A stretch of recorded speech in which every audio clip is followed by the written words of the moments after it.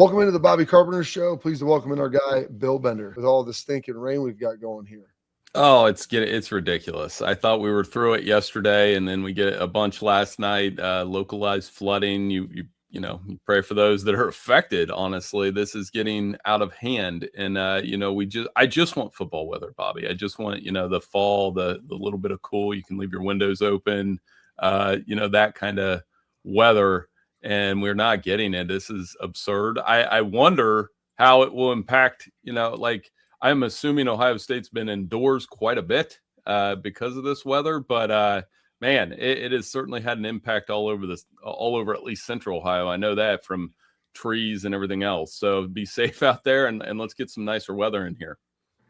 Absolutely. I'm thinking that that's all on purpose. They're getting all the rain out the way for whenever football season comes around. That's kind of what I'm trying to think about it. At least it seems I hope like. So. Yeah.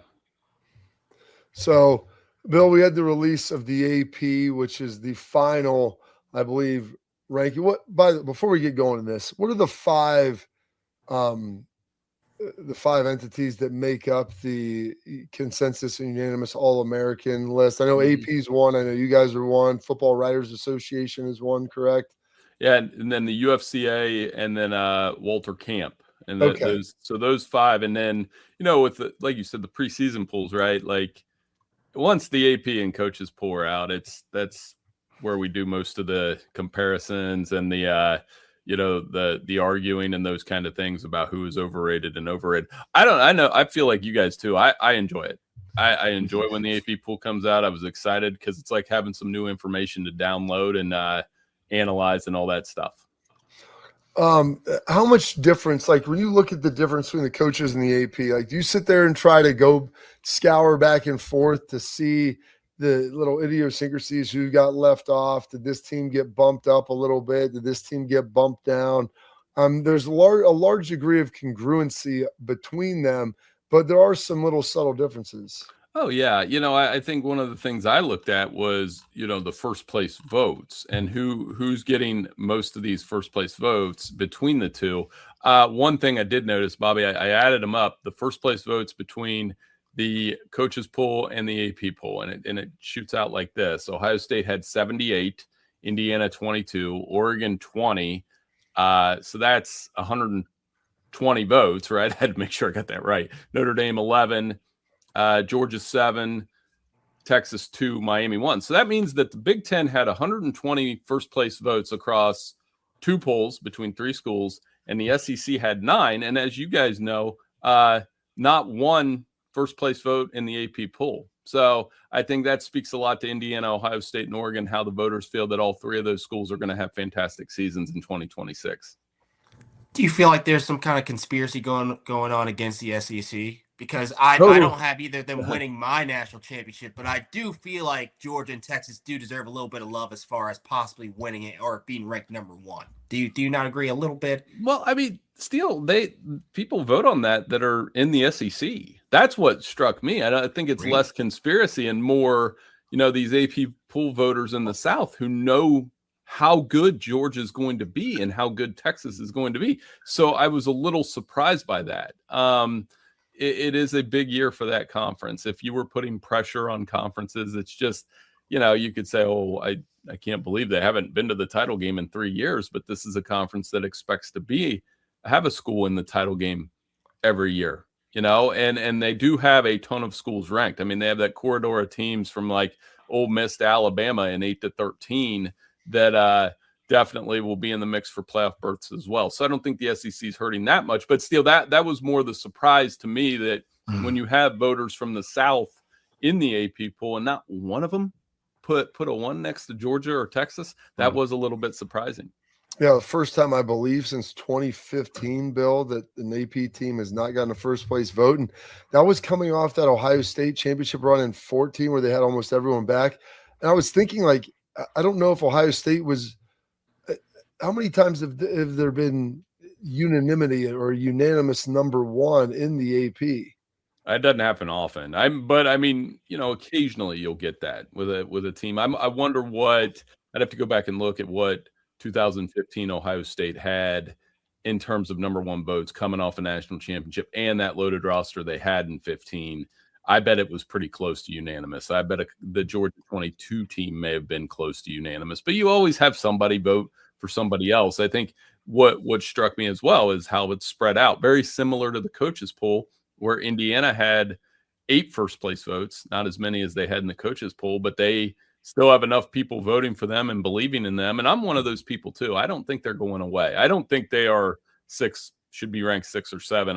I look at it more like Ohio State, Indiana are 1 and 2 to me.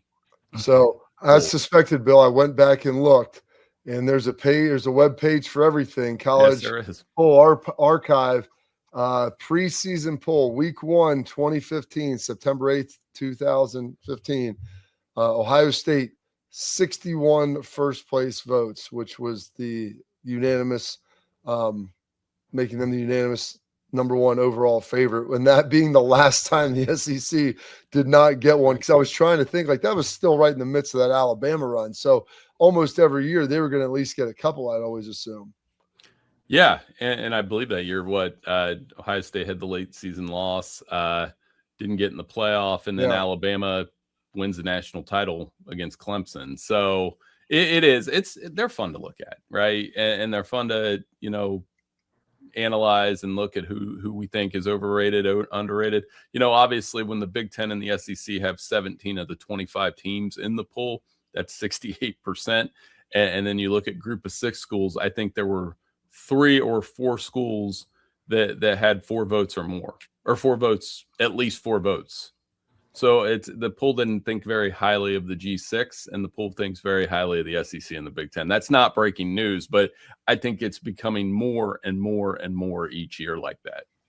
Gotcha. Now, hitting on former champions being ranked number 1, what are your thoughts on Indiana being ranked outside the top 5? Because I struggled in my rankings to kind of where to put them. Where did you have them in yours? Because I was very curious where you put Kirk Cignetti. I mean, we have them 1 at Sporting News in our poll, and it's Ohio. Like I said, Ohio State, Indiana 1 and 2. And, in some respects, Indiana is the returning national champion, and you give them that benefit of the doubt. On some of the others, look at their offensive and defensive lines. They're going to be good again in those spots, especially up the middle defensively. When you bring back Mario Lendino, Tyreek Tucker, Elijah Hardy, Isaiah Jones, I mean, that's the guts of their defense is back. And they add Daly to that as an edge rusher, returning from an injury, if he's allowed to play, with the Colorado District Court ruling. This is a loaded Indiana team. And that's what sets up the stage for what's going to be an unbelievable game when Ohio State comes into there. And if you want to put Ohio State number 1, that's safe. That's ultimately a safe pick with how much talent they have. But I do think on some level, Indiana's a little too low in these polls. I would have them over Oregon, and I'm kind of stunned that they're not ahead of Oregon in the polls, because we saw what we saw last year when they played, and Indiana has a lot of good players back. I don't know how long they've been doing the preseason AP poll. The AP poll dates back to 1936. And Bill, I was just scrolling through when you were talking there. Only one time has there been a preseason or week 1 unanimous AP number 1 squad, and that was that Ohio State team in 2015. And the irony with that is this is the 9th time Ohio State has been ranked number 1. They've never won a national championship when they've opened up a season ranked at number 1. And I mean, I'm not like a conspiracy guy or a trend guy, because this transcends a number of coaches over a vast number of decades. But it seems like that number 1 in the preseason, Bill, almost kind of he wears a scarlet letter throughout the season. Yeah, it is. It has no rhyme or reason to it. I mean, it's really hard to go wire to wire at number 1. I know that Florida State team we talked about last week in 1999 did that. Alabama was ranked number 1 several times during the Saban era. They got, I think, the 2020 team, I want to say, they may have been able to do both. It's really difficult. But, it's something I don't think Ohio State will spend, and this too, they probably won't spend a lot of time talking about that, but it's certainly a goal, and it's certainly attainable to be that first team to open as the preseason number 1 and win the national championship. I mean, one thing I had forgotten last year is after the Texas game, Ohio State went wire to wire in the regular season as number 1. Mm-hmm. So it's not like they're not going to be accustomed to wearing that label. They've done it for so long in so many of these weeks, but that was something that I totally forgot. it's kind of cut and dry that the Dodgers are going to win it, which is not a guarantee. This is not taxes and death, so to speak. The Dodgers can lose games. We've seen it. They had a long losing streak. So the Dodgers could maybe fall off. You never know. Now, I do expect them to make the playoffs, and I expect them to win the division, and I expect them to win the NLDS, but then anything after that, I think is suspect. Pro Baseball Today, only on SportsGrid. Miami going to the Big Ten is massive. It gives the university, in my opinion, it's a strong university. It's AAU. It's got championship pedigree. And I think it would have a massive recruiting advantage, to be candid, if it were to join the Big Ten. And I think that's making some of the bigger players in that conference a little nervous. Outspoken with Dan Cilio, only on SportsGrid. What Michigan have to play versus Penn State is insane. Like, instead of Big Ten teams worrying about SEC and all that, like, Michigan fans should not be happy about what Matt Campbell gets to walk into. James Franklin's got to be kicking himself. Penn State do not play Oregon, Indiana, or Ohio State. They avoided the entire Big Three of the it's incredible. In-game live, only on SportsGrid. You know, the dark days are ahead for the Warriors. And when Curry and Kerr and Draymond all leave, what are we going to be looking at that franchise that has been a mainstay of the NBA, you know, the face of the NBA and NBA playoffs for so long? Where are they going to be? So I see no issue with them bringing Draymond back. Why not? You have one last go at things with the trio that they still have there. But I see this as a very long season. Game time decisions, only on SportsGrid. Welcome back in the Bobby Carpenter Show here with my guy Steele Chambers, and we got Bill Bender of the Sporting News doing some great stuff as always. I mean, they just don't do the top 25 at Sporting News. Bill Bender sits there and ranks them all 1 through 138, which he's going to be releasing next week. I mean, that's where the real labor of love comes in for the people that just are slaves to college football because they enjoy it absolutely so much. And one of the teams, Bill, that was a glaring omission in this, who has been a staple in the top 25 and for a while was a staple in the top 5, was the Clemson Tigers. And you know, they were ranked in the coaches right there at the back end of it, not ranked in the AP. And, you know, you take a look at that and you're like, okay, they had kind of slid on out. They're over. Vegas is telling us their win total is 7.5 this year. Not a team that's probably top 25 caliber unless they exceed it by, you know, a game and a half and get to maybe 9 wins. Is this like the ammo that Dabo needs, or is this more emblematic or indicative of kind of where Clemson is right now? I think they can get to 8 wins. I kind of like that bet, you know, in terms of if they can't get to 7.5 wins, they're going to be on our timeline a lot this year because that means Dabo would have had back-to-back disappointing seasons. I know they definitely have a tough opener at LSU. I'm not surprised they're not ranked coming off a 7-6 season. They are on that fringe of a team that would be ranked between 23 and 25 anyway.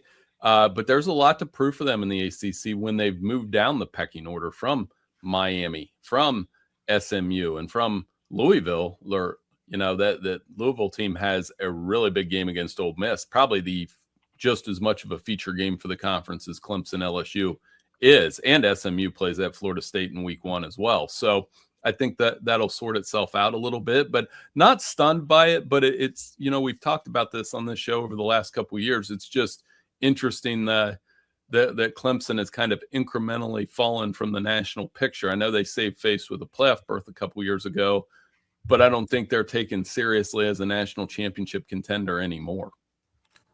Now, on a scale from 1 to 10, how hot is the seat for Dabo Swinney this year? And, like, what are his expectations supposed to be if he wants to keep his job? I think he'll keep his job anyways. What do you think the record needs to be in order for him to kind of get that heat off of him? Well, here's the thing. It was funny, Steele, you say that, because last year we had this big debate in a Sporting News college football meeting, and Morgan Moriarty, she does contributing work for us. She was suggesting that it could happen at some point. I was like, they'll never fire Dabo, blah, blah, blah, and went on this big tirade. And then they went 7-6. And I was kind of thinking, once he gets into a couple of those press conferences where it gets weird, and it got weird a couple times last year, I started to wonder if he would leave on his own terms at some point. And I still think that's possible because the expectations at Clemson, which he created, they expect to win ACC titles and go on deep playoff runs when the reality is before him, that wasn't really happening. So I won't assign a win total to it, but they definitely need to be better than they were last year. So last year, Miami and Indiana played for the national championship. Miami, I believe, was 10th to start the season. Indiana, 20th. Is there a team, Bill, let's say, starting with maybe Penn State at 18, SMU 19, Tennessee 20, Utah, Iowa, Houston, Louisville, Missouri, round out the top 25, and then anyone after that? Clemson, by the way, missed getting the top 25 by 5 points or 5 votes, just outside. They were the 26th team.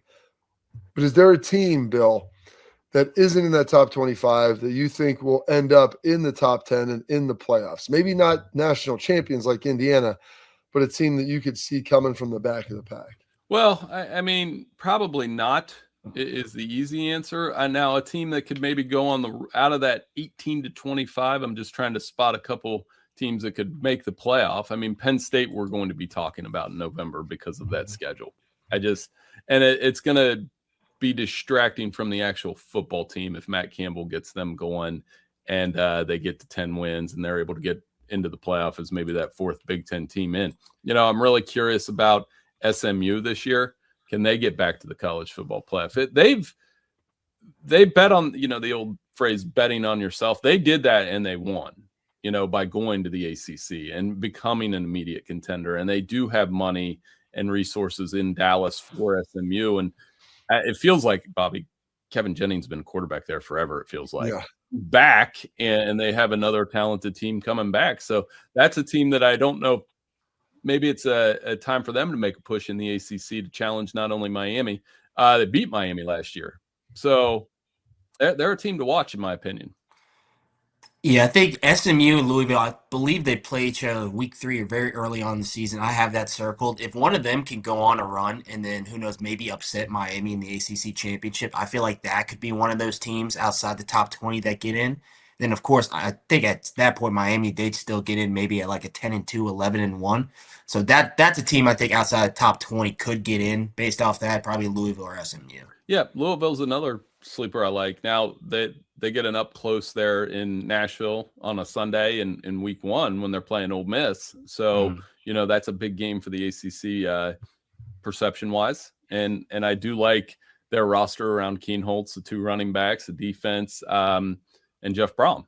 But it's on that league needs a couple of those in non-conference because then it bolsters the playoff case. Because remember what they did last year. There was some thought that, was it going to be Duke? Was it going to be Virginia?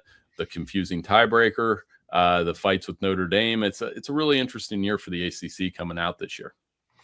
Yeah, it really is. ACC, to see if they can make a push, get something done, and being able to get back in that mix, Bill, because it's it seems like they have some other teams outside of Miami. I mean, Clemson's fallen off. SMU touched about. I mean, is Louisville a team in your mind that you look at that you think with Brom that they could get something done and maybe make a push? Yeah, they've been one of my favorite sleepers all offseason. SMU or Louisville, and they either one of those teams can maybe make that run. Now you got to get to 10 wins. You're not treated the same as a 10-win Big Ten team. There's no question. So 10-win SMU probably isn't getting the same treatment as a 10-win Penn State, or if Washington could get to 10 wins. The Huskies are another interesting sleeper to me, especially with Damon Williams at quarterback. It's just they're in the crowded house of the Big Ten where it's going to be hard to push through. So those are a couple. I mean, out of the Big 12, I was talking about this yesterday, starting to talk myself. I like Houston, and I've liked them all offseason around what Willie Fritz is doing. A couple teams off the radar, Kansas State with Colin Klein and Avery Johnson, and then Arizona with Noah Fafita. There's another quarterback, Bob, that's played a ton of football. You look at his career touchdown passes. He got hot a couple years ago, remember, and still playing. So they're like off. I don't think those teams can make a run to the national title, but I could see Kansas State or Arizona being a little bit of a party crasher in the Big 12.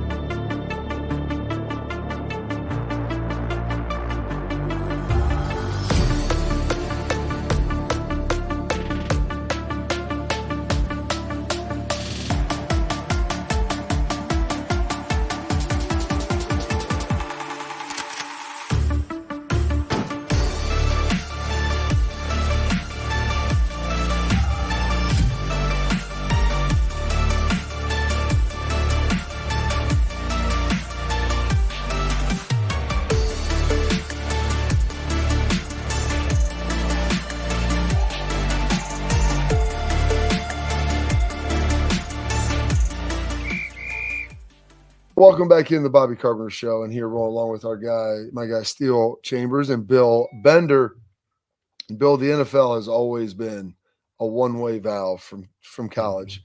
Once you step through those doors, you're on your way. NCAA had their 5 for 5. There's been some pushback on it, and there's been a judge's ruling, like a stay, and like if you weren't drafted, if you met these qualifications, basically if you never signed an NFL contract, you could return to the school you were at. If you wanted to return to another program, you would have had to have entered the transfer portal previously. Well, now we have Buccaneers edge Jack Plyborn and 15 others been granted a TRO for a 5th year in college football. He was just playing most recently and had a couple of sacks for the Tampa Bay Bucs in one of their preseason games. Opening up this avenue, Bill, where if these guys aren't on a roster for the NFL September 1st, and hell, maybe they can make more money versus league minimum of, like, if you're an undrafted free agent making $500,000 in the NFL, but you know what, you can go give a team 10 to 12 sacks in the portal, you probably get $1 million. Right. You know, is this good for college football? I hope this is just a 1-year deal because of the 5 for 5, right? Like, and what should have happened is they should have just made the 22 players eligible, right? And tried to get it over with there. And you knew when you were going to make that change that there were going to be some bumps. But I was always wondering when this moment would happen, the scenario you just brought up, where, you know, somebody looks at it in preseason and says, man, I could probably make more money if I went back to Minnesota or Iowa State or wherever Plyborn's going to go back to. It's definitely a can of worms or whatever phrase you want to use. But I think this might hopefully just be a 1-year deal, because once 5 for 5 starts, you know, which it has, now you'll have the ability to play 5 seasons, which I think is a good thing. And then recruiting classes are going to change a little bit. The transfer portal is going to change a little bit, hopefully, because you have more incentive to stay at these schools and develop. That's the hope. We'll see if the execution matches that. I don't know if it will. Yeah, we talked about it a couple weeks ago, and Bob, it was all hypothetical at that point. And Bobby kind of won me over talking about how it is smart to go back and get some money, get another year of film under your belt. But now hearing that, it's ludicrous. I understand if you get cut from a team, and you kind of have nowhere to go. You're kind of in that limbo space, so you go back to college. But the fact that this Jack Clyburn guy, had a spectacular first game in the preseason, 2 sacks, and he's just gonna cut that team out. And he's gonna go back. I don't get that. I mean, I can't blame him too much. Maybe in his mind, he's kind of on that little bubble point. Like, am I going to make the 53-man roster? Am I not? So he just wants a little more stability in college. I can't wrap my brain around it. I hope this is a one and done, like you said, Bill, because it makes no sense to me. I don't get it. I don't know that there'll be a ton of cases like this, though, because isn't the goal? It works both ways. Now, if you can go back to college and you're one of those guys, see the people that complain about preseason NFL football, actually, and I'm kind of a junkie for it. I'll watch it because you forget in the third and fourth quarter how good some of these guys were in college that are fighting to make a roster spot. And it's enjoyable to watch in some ways. But if you're that 5th through 7th round pick who is on a borderline roster spot, I mean, I can't speak for Clyburn, but I would anticipate if you would give me an NFL roster spot and I'm playing at the highest level and I'm making some money there, that it would be better than, going back to school. But the catch is, and this NIL money, if they're going to offer you, like if the choice is $1 million versus league minimum, that's a tougher debate than it should be. Well, and not only that, Bill, like you talk about people entering right now, it was one thing when the judge says, hey, you could return to your same team. Like saying these guys can go anywhere, like a balance of power situation erupts and their ability to be a highest bidder like this late in the game, like the chance to pick up some of these critical positions. That to me is what's troubling is, I mean, these teams, Bill, there's games played next Saturday. Like we're right on the cusp of this. You're like talking about like adding, it's like an NFL, like adding street free agents and like right at cut down days, teams are guys getting claimed off waivers. That's a little bit kind of the world we're living in, which I know the college is starting to turn more into the NFL. I just love some of the uniqueness of it. And the fact that it's like this late in the game, upsetting the balance of power potentially to me is ridiculous after training camp. Oh, I totally agree. And this has been, we're writing a couple pieces on this over the next couple of weeks. As crazy as it's been covering college football off the field over the last couple of years, we still really enjoy it on the field. And I do like a little bit of craziness, maybe not to this level where I think we're just trying to figure out what the rules are. And I think that's really it. When most people think, well, there are no rules. You see that tweet a lot, so people can just do what they want. We're going to have to lock that up a little bit, tighten that down because, you want the product on the field to still be as riveting as it is. I got juiced up a little bit about college football this week. You get some of those goofy press conference vibes, like when Pat Narduzzi was talking about one of his players eating fish out of, I forget which one of the 3 rivers it was, Steele, but Pat's good for a good press conference like that. And that really gets you fired up and ready to go for next week.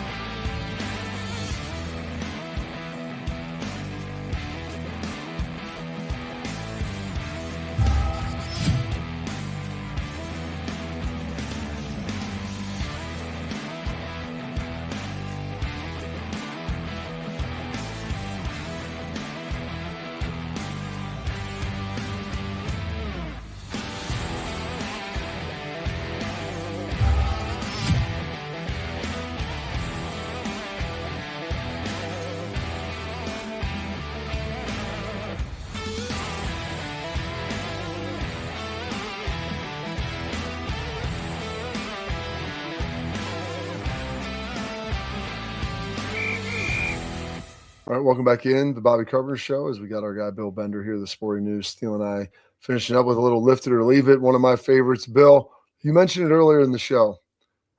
Dabo Swinney, could he be leaving on his own terms? This is his last year at Clemson. Lift it or leave it.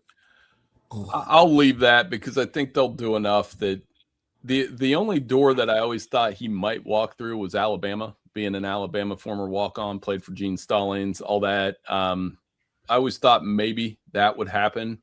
I'm going to say he does enough this year. Maybe they go 9-4. Who knows if they win against LSU in week 1 and the potential repercussions of that. But I'm going to say leave it because I think he'll hang around a little bit longer. He's too young to retire. And I think I can't see him coaching anywhere else right now. So I'm going to say he stays. Yeah, I'll leave it too. He's starting to adapt to the NIL transfer portal era a little bit. So that's a little bit of reassurance for me as far as is he going to be able to make it down the road? He only brought in 11 transfers or so. But in the next 2 to 3 years, if he's still there, I think he will be. You can see that number start to get higher. He might start paying his players more. And then you might see a little bit of a resurgence for Clemson. So I'm going to try to trust in Dabo. I mean, he's one of the best coaches in the last 15 or so years, so I'm going to leave that. All right, lift it or leave it. If Dabo became available in the next 3 years, he would be acceptable for Bama fans as a replacement, assuming that Clemson looks a lot this year like they have last year, and they're not some top 10 program. I can lift that because if like Steele said, he continues to adapt to the portal and show, I mean, the guy loves Alabama, obviously, from his time there. And this would require Kalen being like 8-5 or 9, 7-6 the next couple seasons, that it's possible. So I think that door will always be somewhat open. I'm just surprised they didn't do it last time, right? But again, maybe Dabo wasn't the guy that wanted to follow Nick Saban. This is a guy at his height and at the peak of Clemson. I watched him do it. I was at both of those games where they just wore out Alabama. It was wild to watch that one in where Trevor Lawrence and them, they win 44-16 and he's thrown, it wasn't even a game. So he is capable of coaching at that level. But, one key I wanted to mention, they bring Chad Morris back, the old offensive coordinator, and I want to see how that works with that offense. They need to get going on that side of the ball. I'm going to leave it. I want Bama fans to trust in Kalen DeBoer, even though you're coming off of Nick Saban, you expect the world, and you're not getting the world, but you're getting a couple playoff appearances, which I think is enough for me in this new era where the talent's just distributed amongst everybody. So I just want Bama fans to be a little more high on Kalen DeBoer. I think he should stay there. I think he should start to get his roots down, and sooner or later he's going to start advancing that Alabama program like they have in the past. So I'm going to leave it. I think Dabo would be a cool addition. But as a head coach, I think they should just trust in DeBoer right now. All right. Urban Meyer, in a recent interview with High Top Sports, said, "There's few regrets I have in my coaching career, none more than leaving Florida." Ooh. Lift it or leave it. Urban Meyer leaving Florida was one of the biggest coaching mistakes of departures in the history of college football. I'll leave it because look what it opened up. I think Urban Meyer was so hyper successful at Florida, but you could tell those last couple of years. I remember the press conference where he was going to retire, and then he didn't retire. He comes back for one more year, and I think the reset he got for that 1 year in the studio, and then he comes to Ohio State. I think it adds to his legacy, being able to be one of those coaches that says, hey, I won 3 national championships at 2 different schools. You look at his winning percentage, it's comparable to I think it's second, right? To Frank Leahy and Newt Rockne. It's in that ballpark, his winning percentage as a coach at the college level. And between that and what he did at BG and Bowling Green and Utah, I think it's fine. Now, he may say that, and I always wonder if there's still one more job for him. Each year passes, I don't know if that's possible, but I think his legacy as a coach is pretty secure with what he did, and I think it's amplified by what he did at both schools. Leave it. It's a sin to say coming to Ohio State is a bad move. Right. I love Urban, man. Absolutely not. Leave it. I just wanted to throw out some of the other coaches that left for a variety of reasons. and you look, and Bill, you might remember this a little more, like Howard Schnellenberger leaving Miami in the 80s. Was that for the USFL, I believe? He went to the USFL, yeah. I want to say, which team was it? I can't remember. I don't think they ever even played a game. Like they ended up folding, or the team ended up. So he was there in the 80s and really took Miami like off the ground before Jimmy Johnson got there, and like Butch Davis, like in all those big runs that they ultimately had. Steve Spurrier leaving Florida there in the late 90s to go to Washington, which was not a successful experience. And then even Nick Saban leaving LSU to go to the Dolphins, which wasn't a disaster, and he ultimately ended up at Alabama. But I mean, you've already got it rolling. How many national championships would he have won potentially if he just stays at LSU and doesn't burn a couple years in the NFL and then having to rebuild Alabama again? And so those are three other guys. With that last one here, lift it or leave it. This debate has been, I was having it with one of my friends. I saw it pop up on X yesterday. Bill, it's not possible for Florida State, and Miami to all be elite national powers again at the same time like they were at points in the 90s. Lift it or leave it. No, I think I saw that tweet last night from Andy Staples, right? Like yes. he was there was those tweets going around. I think it's hard for all three. It's great for college football when at least two of them are good. You know, it was good for college football that Miami was on that run last year. Florida, that era was unbelievable in the 90s, where Florida State was in the top 5 every year, and Steve Spurrier had the fun and gun rolling. And Miami, they took that dip, and then they came back late in the decade and had basically an NFL team rolling out there. So I think part of it is when they hit the dips, Georgia started recruiting Florida better. And Alabama and Clemson, even you look at Clemson NFL guys. Ohio State is pulling guys out of Florida. That previously, I think that's the biggest reason why, right? Like I can't. Maybe you can speak more to that, but I feel like in the 90s, the Florida guys, the elite talent in Florida, stayed in Florida. Well, I think that's a big part of it. They were all in 3 separate conferences: ACC, Big East, SEC. Miami and Florida State were independents for a long time, but as soon as those dips hit, you're right, Bill, the national recruiting going to Florida to poach guys out from the SEC, and then blue bloods from the Big 10, Big 12, like even Texas, like people were going in there and getting guys out of there, which something that had never really happened before. Bill, we appreciate your time. We kept you far too long. Thank you for doing a great job. Looking forward to your 1 through 38 next week. We'll talk about that with the sporting news. Have a great week, and we'll catch up soon. Have a great weekend. Can't wait for week 0 next week. Talk to you then. Thanks a lot. Our guy, Bill Bender of the Sporting News. All right, quick break. Coming back up, we'll wrap up the show. All right, Steele, 30 seconds. Wave us off. Okay, quick little nugget, something I read in my journal. Life isn't meant to be solved like some sort of puzzle. You got to feel it out, man. You got all these emotions like love, joy, despair.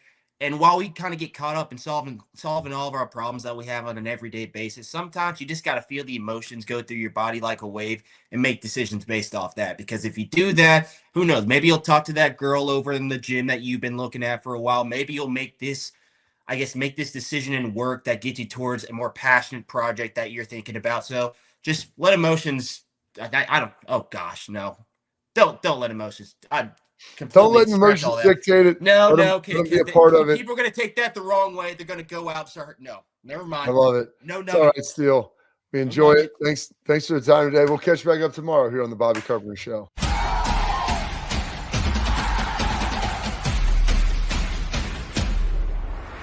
Think you know who's getting a homer today? Well, FanDuel is giving you a free chance to call your shot with daily dingers. Joining the action is easy. Make a free pick on who's hitting a home run in their game. And if you're right, you'll get a profit boost to use on your next bet for a chance for extra winnings. You got nothing to lose and a lot to gain. Don't forget, you can make a free pick every day during the Major League Baseball season.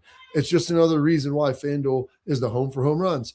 So are you ready to play your game today? Join all the action at FanDuel.com/bigplay. That's FanDuel.com/bigplay to play your daily dingers and make your free pick on who's hitting a homer. Play ball and swing for the fences with FanDuel, an official partner of Major League Baseball. It's kind of cut and dry that the Dodgers are going to win it, which is not a guarantee. This is not taxes and death, so to speak. The Dodgers can lose games. We've seen it. They had a long losing streak. So the Dodgers could maybe fall off. You never know. Now, I do expect them to make the playoffs, and I expect them to win the division, and I expect them to win the NLDS, but then anything after that, I think is suspect. Pro Baseball Today, only on SportsGrid. Miami going to the Big Ten is massive. It gives the university, in my opinion, it's a strong university. It's AAU. It's got championship pedigree. And I think it would have a massive recruiting advantage, to be candid, if it were to join the Big Ten. And I think that's making some of the bigger players in that conference a little nervous. Outspoken with Dan Cilio, only on SportsGrid. What Michigan have to play versus Penn State is insane. Like, instead of Big Ten teams worrying about SEC and all that, like, Michigan fans should not be happy about what Matt Campbell gets to walk into. James Franklin's got to be kicking himself. Penn State do not play Oregon, Indiana, or Ohio State. They avoided the entire Big Three of the it's incredible. In-game live, only on SportsGrid. You know, the dark days are ahead for the Warriors. And when Curry and Kerr and Draymond all leave, what are we going to be looking at that franchise that has been a mainstay of the NBA, you know, the face of the NBA and NBA playoffs for so long? Where are they going to be? So I see no issue with them bringing Draymond back. Why not? You have one last go at things with the trio that they still have there. But I see this as a very long season. Game time decisions, only on SportsGrid. Welcome back into the Bobby Carpenter Show. And the AP put out their rankings. Coaches poll was already out there. AP throws out theirs. Ohio State 1, Oregon 2, Georgia 3, Notre Dame 5, Notre Dame 4, Texas at 5. Those are your top 5. What did the coaches poll look like? Very similar. It basically just had Ohio State, or had basically Texas and Notre Dame flipped. So top 5, same teams, just a little flip there, I think, with Notre Dame and Texas, 4 and 5 in the coaches. 6 is Indiana, 7's Miami, 8 A&M, 9 Ole Miss, 10 OU. That rounds out your top 10. Other Big Ten teams of note that are ranked, you have Southern Cal ranked there at 15, Michigan at 16, Washington at 17, Penn State at 18, and Iowa at 22. So Big Ten has 3 teams in the top 10, 4 teams in the top 15, and by my math, what is that, 8 teams in the top 25? Yes, I believe so. Okay. Yeah, 8 teams. 8 teams in the top 25. Out of all those Big Ten teams, Steele, is there anybody you think that is a little overrated, overranked, or maybe underranked? Oh, goodness gracious. If I had to switch it up, I would probably move USC up a little bit. I've been hearing a lot of noise from that incoming freshman class. They've got a lot of great players. Jaden Mayaba apparently is making big-time steps. They got more weapons. They got a lot of people on that defensive and offensive line that have been taking humongous steps and getting better. So I'd have USC move a couple up. Oh, goodness gracious. I enjoy this poll. For the most part, I wouldn't change around too much. Maybe a couple teams here and there, but I feel like everyone was rated somewhat decently. Yeah, I don't necessarily hate it. I mean, Indiana, feel bad they're getting shafted at 6. And ironically with this, like in the AP and the coaches poll, Ohio State had the most first place votes. Indiana had the second most, and they were ranked 6th because either people thought they were the best and the defending champ, or they probably thought they were 10th or 12th. This one, Ohio State the most with 40, Oregon second with 14, who was second overall, but Indiana still more than Notre Dame and still more than Miami with 6 and 1, respectively. Indiana garnering 8. One of the interesting facts about this is the first time, and I want to say since 2015, that there wasn't an SEC team with a singular first place vote, which is a crazy anomaly. And I'm guessing that 2015 team was the Ohio State returning champs. And I don't know if they got all of them, but they probably got almost all of them. And then someone else, maybe Texas, because they were in the Big 12 then. Oklahoma was in the Big 12. Maybe someone from the West Coast or, an ACC squad. I don't know who that would have been, would have gobbled those up. That's the only reason I'm thinking that. It's the first year in a long time, Steele. We've talked about the demise of the SEC. Like, that's just another little piece of anecdotal evidence of what popular perception looks like.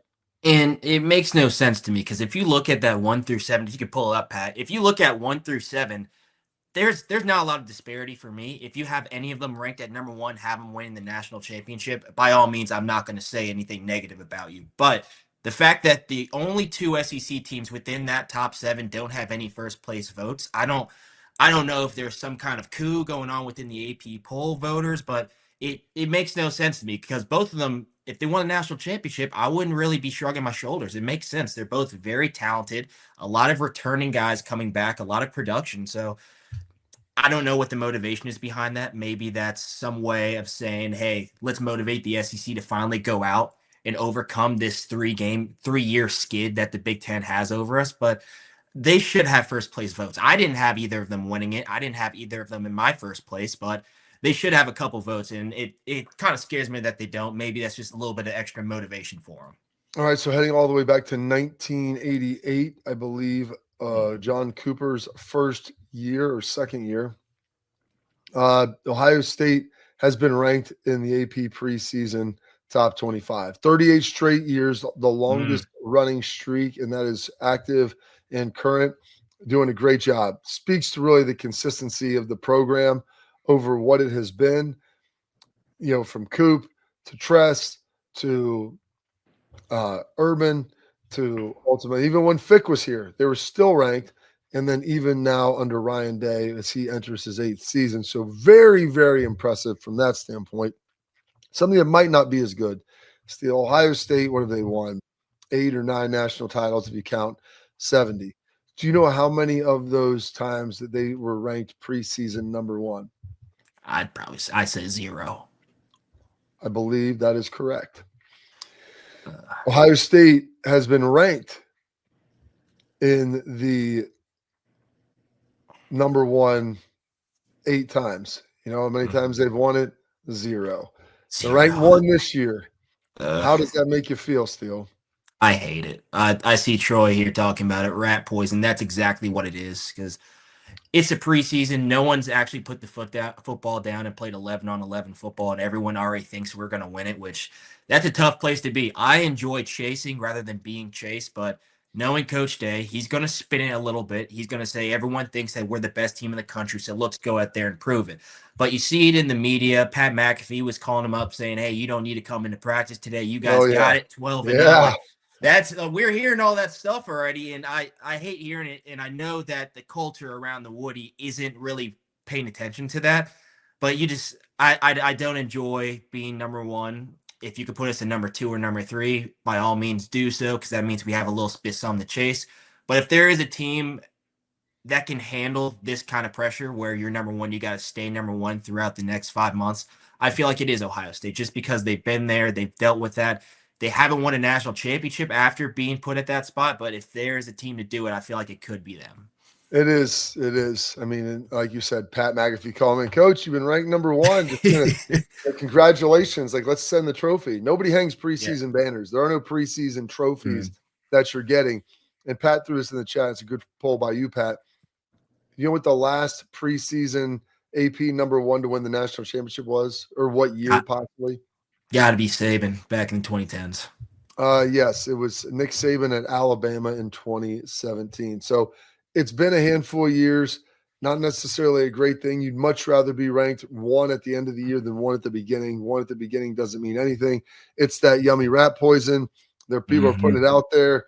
They're just trying to get you to fall into it. And that's why Ryan talking race against time. Don't have many practices left. We need to get better at a lot of things.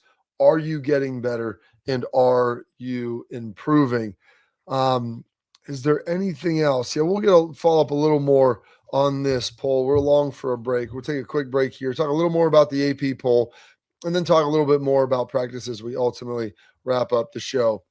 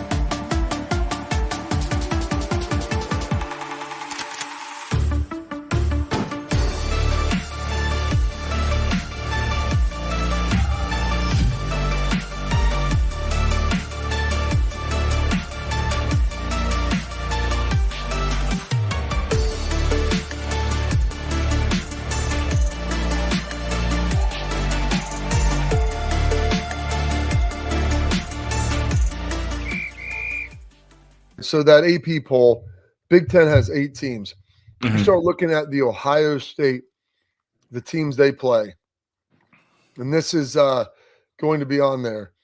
Actually, Pat, let me throw this up here for you. And the SEC is well represented, as they should be. There you go, Pat. Good job. You were right on it, dude. Before I even had a chance, the toughest opponents Ohio State is going to be faced as per ranking. All right. How do you feel about this, Steele, when you see that and you're looking at those teams? Obviously, Texas, talk about it, number 5. They've got Oregon sitting there at number 2 that they've got to deal with. Indiana's 6, USC's 4, Michigan is 5. Do you feel like that's an accurate depiction of the strength of schedule at the top of how good those teams are going to be when you factor in environment and everything else? Absolutely. I have this as the number 2 hardest schedule right behind Texas. And you look at those 6 ranked games, 4 of them are away. You start off very hot and early with Texas at Texas. You've got that long stretch of games between Indiana, USC, Oregon, where you're on the road a couple times, and it feels like there's really no breathing room there. And then you cap it off with Michigan. And that's also not taken into affect guys like Nebraska. At Nebraska, that's always a spooky place to play. Illinois, you never really know what they have each year, so that could be challenging. It just feels like it's nonstop competition, and you really have no room to breathe. And for a team that's returning a lot on the offense, but not as much on the defense, there's a lot of younger guys and new people stepping up into new roles, and they won't really have as much time to get used to that new role. So they got to come out swinging right away. If you lose that Texas game, you're kind of going to be on your heels the rest of the season. But this is one of the hardest schedules I've seen Ohio State have in a long time. I can't really remember the last time we've had something like this. It is. I think the Texas night game is going to make it tougher. The nice thing for Ohio State is, you don't get night games at home, but you also don't have to go for night games in difficult road environments, because that Indiana, I think, could be tougher. Oregon at home will be a little easier. USC will probably be noon start out there, 3:30 out here, maybe 3:30 there, and they don't have fans anyway. We had a super chat come in, Steele. Time questions. As players, and this is a good one, on powerhouse preseason teams, how did you / coaches keep things in check to keep from losing your focus or even overconfidence? Ooh, I would say for us, Coach Day, year by year, very much predicated that this is an entirely new team and you have not proven anything yet. So going back to a couple years ago, they win the national championship. You might think that guys are coming in, they might be overconfident, thinking that we got this, we did it last year, we can do it again. But then he reminds you that this is a brand new cast of characters coming into this room. We're not the same team. It's a different dynamic. So by no means are you guys promised anything. You got to still go out there and work for it. And another way that he kind of puts everyone together is that he makes all the noise outside of the Woody kind of vanish. He makes sure that everyone knows, hey, the guys in this building, the guys and women, from nutrition to everything, these are the people that we're going to stick out the next 5 months with. So whatever you're hearing outside, don't pay attention to it. The only thing that matters is who is actually in the Woody and who's going out in the field and playing. So I think that's really how Coach Day does a good job quieting all that outside noise. Yeah, and you talk about how good it is and how the matchup games are going to be there. One of the best things you can do, and Ryan does a lot of this, is feel they have the competitive excellence. You go good on good. It's winner and loser in there. So, yeah, you maybe feel like, hey, we're ranked number one. But we had 5 situations today, critical situations that Ryan put together. And just like I said, we're doing the 7-on-7. Boom. They did it again. Ball, 28 seconds left. One timeout. Need a field goal. Ball's on the 40 coming out. Did you win or did you lose? Did you win or did you lose? Oh, and Julian had a nice ball today. He was running, rolling. And this is what I love to see. People always talk about, can you be more of a runner? Yeah, I watched him escape the pocket, run down the side, and throw a nice one on a crossing route. And so, yeah, there's some of that running and runner that you want to see transitions into him running the football. Some of it just transitions still into him running and buying time and being able to have that better strength and balance to throw back across his body and make those plays in the middle of the field. But a big thing is that competitive excellence, man, going against each other, good on good, win or loser. Because then it doesn't matter whether you're ranked 1. You know what you were the day, Steele? Loser, dude. And so it sucks. They're gonna sit there. And you know what they have guys do? The up-down period. Like, you lost, hey, it's for 10 up-downs. And so coaches, I do them with the defense. I go, if I'm going to stand over here and help, I'm going to make sure that I'm helping the defense out, and I'm going to have to own those up-downs. And so that's one of the great things that I've seen with Ryan is it eliminates all that outside noise because it becomes so hyper-focused and competitive inside. Balls, man, it is just a different beast.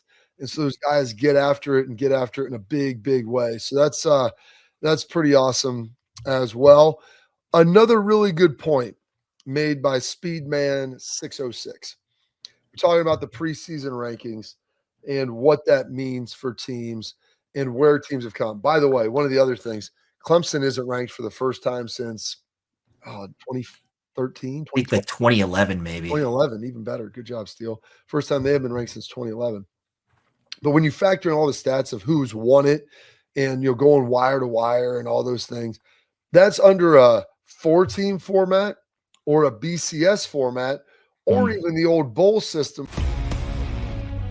It's kind of cut and dry that the Dodgers are going to win it, which is not a guarantee. This is not taxes and death, so to speak. The Dodgers can lose games. We've seen it. They had a long losing streak. So the Dodgers could maybe fall off. You never know. Now, I do expect them to make the playoffs, and I expect them to win the division, and I expect them to win the NLDS, but then anything after that, I think is suspect. Pro Baseball Today, only on SportsGrid. Miami going to the Big Ten is massive. It gives the university, in my opinion, it's a strong university. It's AAU. It's got championship pedigree. And I think it would have a massive recruiting advantage, to be candid.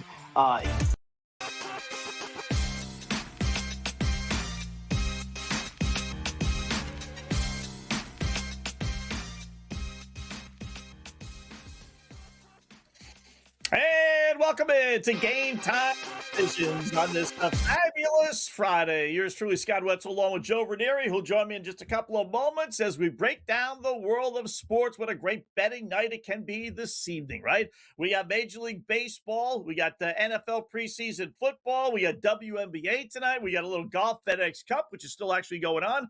Second round winding down. And then we get the big news from the tennis world for those that are tennis fans, as I am. So we'll get to all those stories. We'll preview preview all the games, give you our thoughts, as it should be hopefully a profitable night, right? Early start to the, you want to call it afternoon here on the East Coast, obviously, but the early start to the betting day, as we have perhaps our best pitching matchup, who knows, maybe of the season, as the Atlanta Braves